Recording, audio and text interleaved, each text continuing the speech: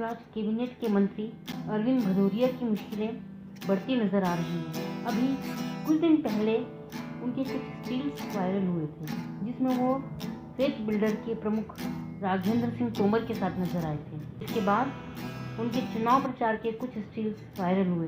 चुनाव प्रचार में वो जिन गाड़ियों में दिखे, उन्हें भी फेथ बिल्डर का ही बताया गया। आपको याद दिला दें कि फेथ बिल्डर के प्रमुख इसके बाद सबसे ज़्यादा आरोपों के घेरे में कैबिनेट मंत्री अरविंद भदौरिया ही आए थे, जिन पर फेथ बिल्डर के करीबी होने के आरोप लगे हैं। वैसे तो दिन जैसे जैसे गुजरते गए मामला पुराना होता गया और अब तकरीबन ठंडा ही हो चुका है। इसके बाद शिवराज कैबिनेट के मंत्री अरविंद भदौरिया शायद राहत की सांस ले रहे होंगे, पर मुश्किलें अभी बाकी हैं।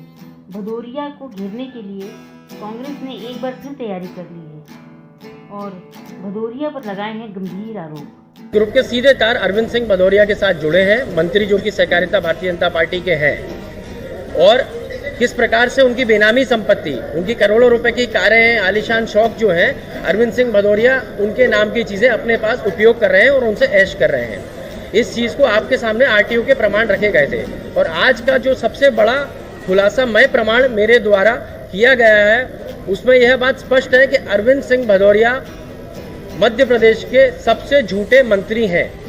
इन्होंने न सिर्फ निर्वाचन अधिकारी को झूठ बोला, पूरी मध्य प्रदेश की भिंड की जनता से झूठ बोला, जिसका प्रमाण यह है कि इन्होंने बताया इनके पास कोई संपत्ति नहीं है। उसके बाद उत्तर प्रदेश के इटावा के कसोगा ग्राम में इनके पास कई एकड़ों कृषि भूमि है, जिसका ये लगान भर रहे हैं और 2009 में इन सभी भाइयों के नाम नामांतरण हो चुका है और ये एक आपराधिक क्या कहते हैं श्रेणी में आता है। इसमें 6 महीने से 3 साल का दंड भी मिल सकता है। देवेंद्र फडणवीस के ऊपर भी इस प्रकार का केस दर्ज हो चुका है बतौर मुख्यमंत्री।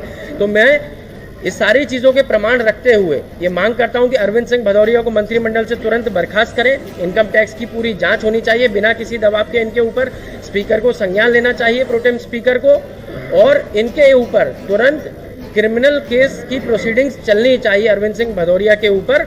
और जनता के सामने जो इन्होंने झूठ बोला, जो छलावा किया, जनता से कपट किया, उसके चलते स्पीकर को उनकी सदस्यता से शून्य घोषित करते हुए इनको पुनः चुनाव के मैदान में भेजना चाहिए। और यदि इस सत्य के साथ ये जो गरीबी का ढिंढोरा पीट रहे हैं और मर्सिडीज में घूम रहे हैं और उत्तर प्रदेश के रहने वाले अपने आप को भिंड का चंबल का बता के चुनाव लड़ रहे हैं, यदि ये आज चुनाव लड़ लेंगे, मैं आप सबके सामने कह रहा हूं कि कम से कम 20,000 से हारेंगे, जमानत जब्त होकर घर में जाएंगे। और कांग्रेस के इन आरोपों के साथ एक बार फिर हमलावर हो गई है। वैसे सिर्फ इसी मोर्चे पर क्यों, कांग्रेस हर मोर्चे पर बीजेपी को घेर रही है। ट्रैकिंग मोड में आई कांग्रेस के इस रवैये से कैसे निपटेगी बीजेपी, देखना दिलचस्प होगा।